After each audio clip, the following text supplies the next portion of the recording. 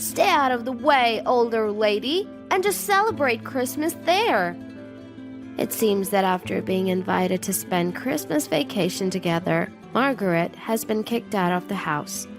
First things first, I need to tell Jeffrey about Margaret's true nature. Somehow I'll expose Margaret's facade. I refuse to be family with someone like her. I am Michelle, 72 years old, living with my son Jeffrey.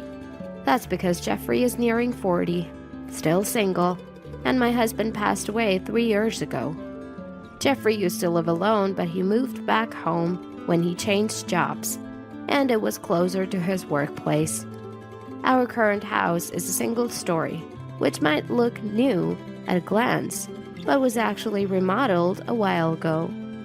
It used to be a nearly broken down place, but we remodeled it on my husband's insistence due to years of deterioration and poor fittings.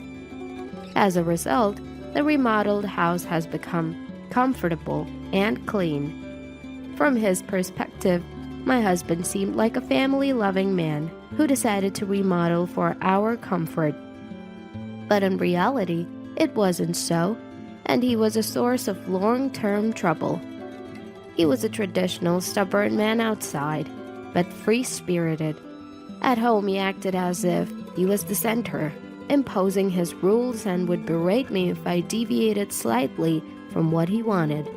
His favorite phrase was, "Who do you think provides the food here?"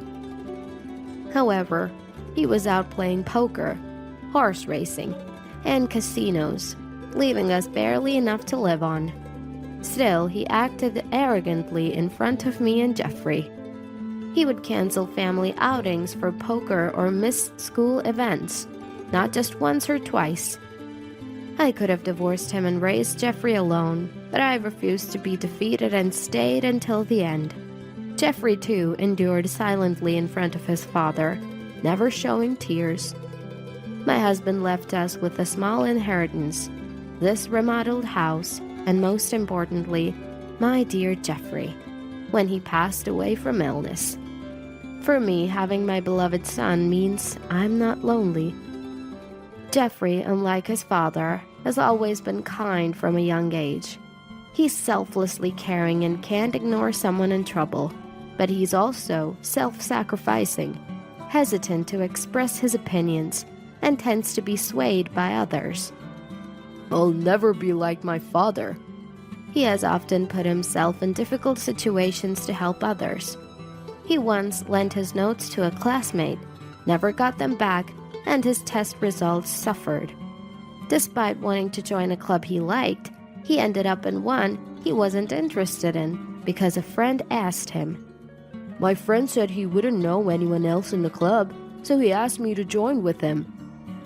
Despite his selfless nature, I worry his excessive kindness might lead him into trouble someday. His current workplace has a good environment, but it's mostly male, with little talk about women. Now that my husband is gone, I'd be alone if Jeffrey marries, though it would be lonely. I hoped he would meet a wonderful woman and start a family.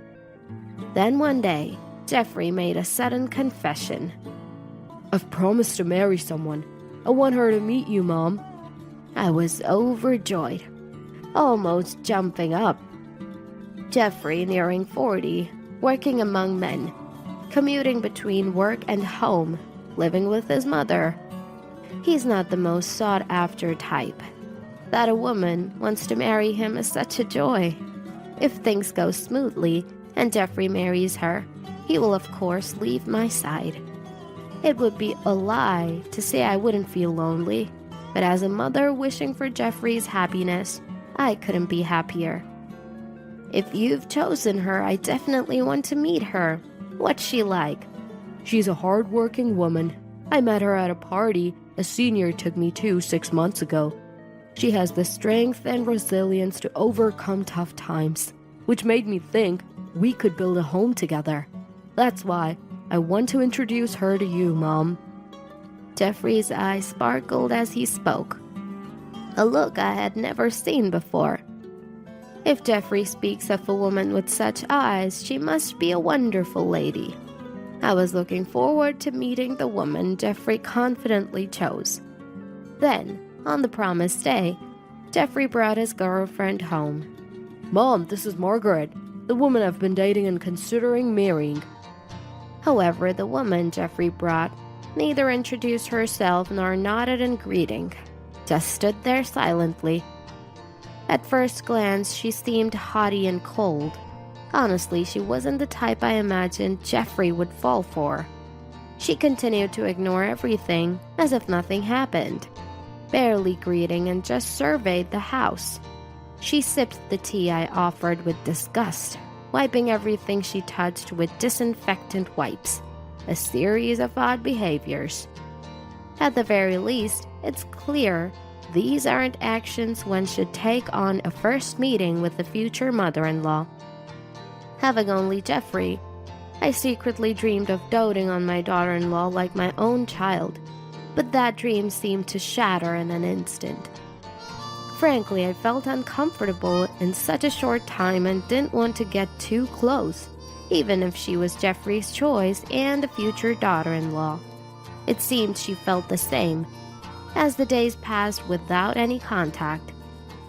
After Margaret left, I confronted Jeffrey.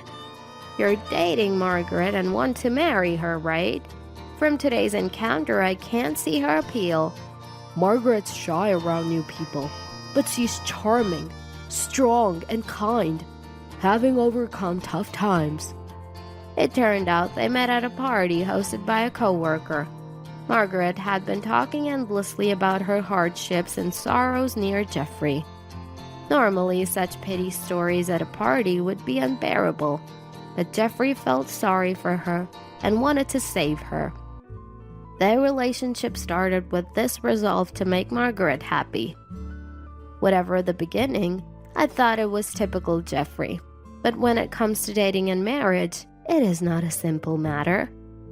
However, considering today's behavior and how they met, she seemed like a complicated person. In a relationship, she might appear cute, but I had a feeling it would be difficult if they lived together. One day, Jeffrey suddenly said he was moving out, probably because of Margaret. Thinking about living with that woman I met briefly, I watched Jeffrey with mixed feelings. Then, Jeffrey murmured quietly, "I didn't expect Margaret to go ahead with it at this time. We talked about deciding on a date and making a commitment as a couple." "What do you mean, go ahead with? You don't mean—" "The marriage application. She submitted it alone just before noon today." It seemed unreal, but apparently Margaret couldn't wait and submitted the marriage application by herself, binding them as a couple without Jeffrey knowing. Considering the first impression, the stories from Jeffrey, and this unilateral action, I felt nothing but anxiety. "I'm worried. Are you sure it's okay?" "It's fine. Margaret is a kind woman. Oh, I got a message from Margaret. She wants you to choose your wedding gift from these options." When I checked items Margaret had sent, they were all worth several $1,000s. Even for my son's wedding, that's not an amount I can easily afford. Margaret's actions, showing such rudeness upon meeting, submitting a marriage application without Jeffrey's knowledge to become a couple, and then demanding ultra-expensive home appliances, were simply too audacious. It was surprising that Jeffrey chose someone like her as a life partner.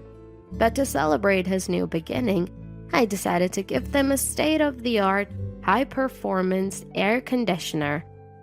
Margaret wants this air conditioner, so I guess this will be my wedding gift to you too, alright? "Mom, thank you. I appreciate you listening to Margaret's request." It wasn't cheap for me either, but I splurged for the sake of Jeffrey and his beloved new life. Even after installing the air conditioner Margaret wanted, I received neither thanks nor any contact from her. Is this how people are nowadays? Time passed without any particular communication from Jeffrey or Margaret. They were living in an apartment in the next town, less than an hour's drive from my house, but I heard nothing from them. It's not too far for a visit, but they must be busy with work and their newlywed life, I thought, so I refrained from contacting them. However, a situation arose where I had to reach out. My brother, Jeffrey's uncle, had passed away. He was an uncle to Jeffrey, too, who had loved him when he was a little boy, although he was in contact with him less frequently now. Jeffrey was fond of him as a child and wanted him to attend the funeral, even if he couldn't make it to the wake. Having not spoken for a while, I wanted to hear his voice and called, but no matter how many times I called Jeffrey's mobile, it wouldn't connect. Even worse, when I tried the next day, I got a message saying the call couldn't be connected. It seemed like I was blocked. The kind Jeffrey who always stayed in touch over small matters blocking me? Hard to believe. But with no way to contact him and the funeral not waiting, it proceeded without the Jeffrey couple. Half a year later, Margaret suddenly contacted me. Michelle might be lonely this summer, and Jeffrey has a middle school reunion around the end of the year, so he wants to let loose. Can we spend Christmas vacation at your place? She brought up spending Christmas at my house without mentioning the wedding gift or the blocked calls during the funeral. To her, maybe those incidents weren't a big deal. It seemed Margaret didn't even consider the possibility of me refusing. Despite my reservations about spending time under the same roof as Margaret, I agreed, hoping to see Jeffrey after so long. Sure, that's fine. I look forward to seeing you both. It's been a while. Then at Christmas, they visited my house. There was a slight discomfort with them around. They were always together. Not in a lovey-dovey or happy way, just together. Margaret followed Jeffrey even to the bathroom or when he needed to fetch something. At first I thought she had business in the same direction, but it seemed not. It might sound harsh, but Margaret's gaze and movements suggested she was monitoring Jeffrey, ensuring he didn't do anything unusual. I was shocked when I caught a glimpse of Jeffrey's face as I stood up to serve tea. Jeffrey was looking down, avoiding eye contact with Margaret. I struggled to understand why they were in such a situation, but the reason for their behavior would become clear later. In the evening, Jeffrey left for his middle school reunion. Feeling awkward alone with Margaret, I stood up to clean. As usual, I started vacuuming, but suddenly the vacuum cleaner stopped. Why? It was working fine yesterday. At that moment, with a loud bang and a strong impact, I found myself knocked over. In the moment, I couldn't grasp what was happening, but I was kicked out into the garden along with the vacuum cleaner. Luckily, I was wearing thick socks, but with the snow outside, I'd freeze if I stayed there. Who would do this? A suspicious person? A burglar? As I tried to get up, I saw it was Margaret who had thrown out the vacuum cleaner and me. Older lady celebrating Christmas out here suits you. What? Wait, Margaret, do you realize what you're doing? Shut up, older lady. I'm looking forward to the times while he's gone. It'll be a great night without you in the way, so don't interfere. Saying that, Margaret started making a phone call to someone. Apparently a man, judging by the name she called. Her flirting voice and the way she spoke suggested she was planning to meet a lover in this house. Indeed, the house was newly remodeled and minimalistic, thanks to me. But who would think to use their mother-in-law's house where their husband grew up to cheat? Margaret, it seemed, was the type to kick out her mother-in-law and bring her lover over, taking advantage of Jeffrey's absence. Margaret is the kind of person who would take advantage of her husband going to a reunion and kick me, her mother-in-law, out of the way because I was in the way and kick me into the snowy yard. Well, I had a plan too. I put on an old pair of shoes and a jacket from the shed and decided to fight back. Firstly, I doubted Jeffrey knew about the affair. Even Jeffrey, who is kindness personified, would surely react if he knew his beloved wife was cheating on him. I needed to contact Jeffrey immediately and have him witness the affair about to happen in this house. But since my calls were blocked on Jeffrey's mobile, I needed a different approach. That's when I thought of Jeffrey's childhood friend. They had been close through college and often dined together even after graduating. The friend ran a delicatessen inherited from their parents in the local shopping district. I headed there, desperately hoping for some information. At the delicatessen, I found his parents, who said he might be at a reunion at a pub in the same shopping district. I rushed to the pub and luckily, I headed to the pub with the anecdote that it was a small pub and that Jeffrey would be easily recognizable if he was there. I caught Jeffrey running from a convenience store. Good timing. Margaret kicked me out of the house. She's planning to spend time with some man there. I heard her talking on the phone. Do you know anything about this? What? Margaret cheating? No way! Jeffrey immediately left the reunion and headed to my house. I wanted to go too, but he said it was too dangerous since we didn't know who the man was and asked me to stay away. I hid in a nearby business hotel, leaving the matter between Jeffrey and his wife to him. The next day, when I returned home, I found Margaret beaten up in the garden, naked. Older lady, don't you care to help your daughter-in-law? I can't even get into the house. How did you raise your son? I couldn't believe the gentle Jeffrey would beat his wife to such an extent and leave her in the garden. Entering the house, I found Jeffrey drinking coffee. Margaret is naked in the garden. What happened? I don't know. She was arguing with a lover last night, so maybe that's it. She's going to be nothing to me now, so it's not my business. While I took refuge in the business hotel, Jeffrey had confronted Margaret and her lover at the scene of their affair. Thinking it might serve as evidence, he took photos of the lover's face and even recorded the encounter. I was impressed by his calmness in such a bizarre situation. From the recording, it seemed the lover, not expecting Jeffrey's return, lashed out at Margaret in anger. The recording also captured the lover stripping Margaret of her expensive-looking branded clothes, apparently intending to sell them. After the lover left, it was Jeffrey who stopped Margaret from re-entering the house. I think you understand from the recording, Margaret isn't repentant. She married me for money and convenience, and she keeps saying her lover is her number one priority. I have to step out for a bit, so I'll leave Margaret's matter to you, Mom. Leave it to me? What do you mean? I didn't want such a person in my house, so I didn't let her in. If Mom wants to let her in, I won't stop you. With that, Jeffrey left. As far as I was concerned, my daughter-in-law had been awful to me, and now she had gotten her just desserts. I felt no obligation to help her for no reason and decided to leave her as she was. Although Jeffrey's photos and recording gave me a good idea of the situation, I decided to check the security camera footage for a clearer picture. I was thankful I had installed the cameras after hearing about a burglary at a relative's house.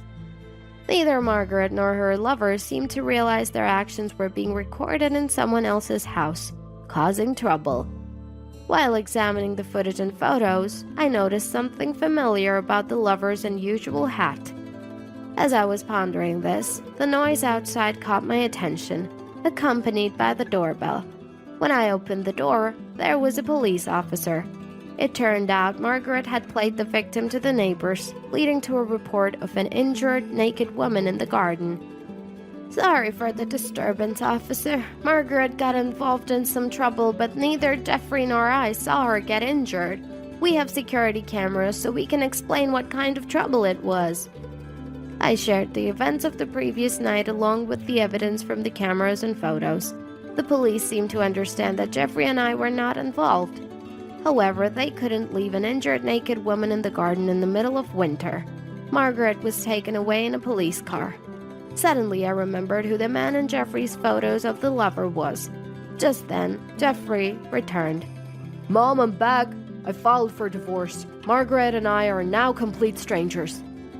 Divorce? What do you mean? Margaret has been throwing tantrums when things don't go her way since we got married. I've tried to meet her expectations, but at some point she started using a pre-filled divorce form as a threat. Jeffrey, having fallen for Margaret, had tried to fulfill her wishes. But Margaret exploited his willingness, acting tyrannically. When things didn't go her way, she used the divorce form as leverage. Hearing this, I was at a loss for words.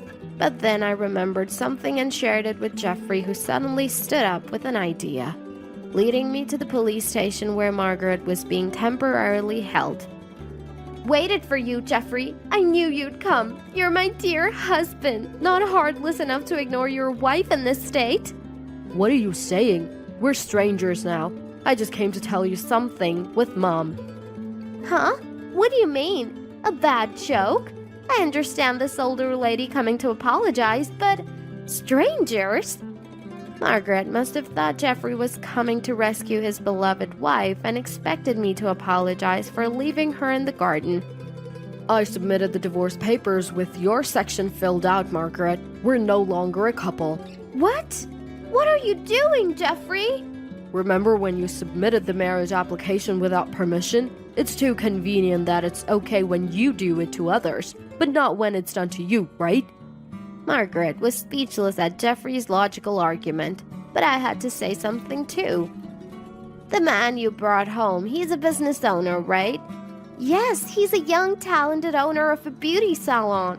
He proposed with a bouquet of roses last week, saying he'd make me a CEO's wife. That man's actually an unemployed freeloader who caused trouble at a restaurant, leading to his unemployment. I often browse social media and reluctantly saw a story about someone causing a scene in a restaurant. I thought I had seen him somewhere before, but he was in the vortex of a topic that had recently come under fire by many people.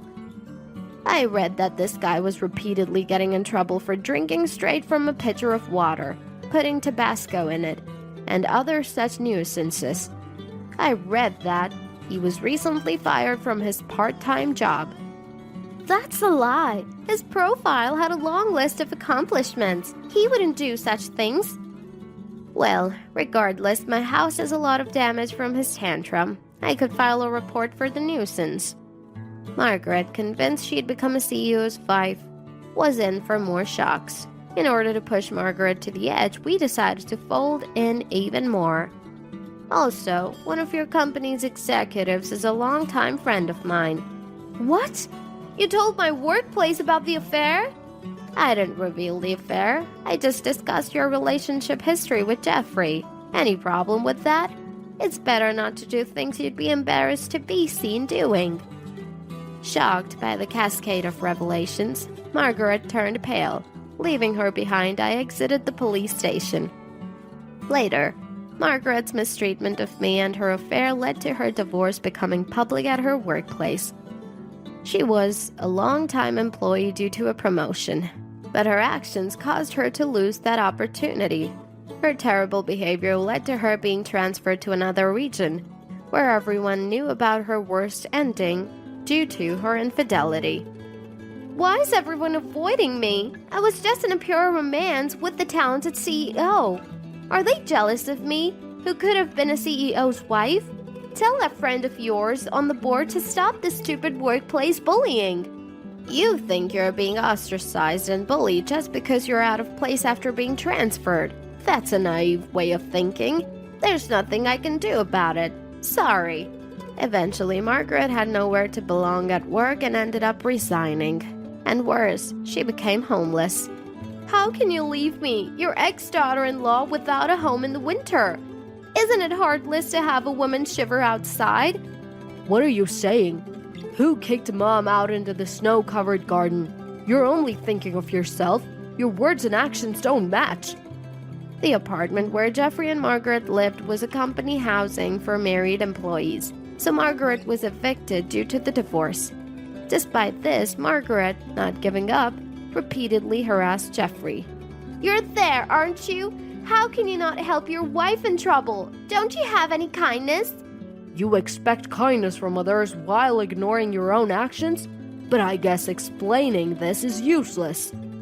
Not satisfied with harassing Jeffrey, Margaret also came to my place, even following me to the supermarket. Can you leave your daughter-in-law in this situation? Would you do the same to your son? Your son abandoned his troubled wife. Abandoned? Troubled daughter-in-law? You brought this upon yourself. Remember your actions? I don't consider you a daughter-in-law.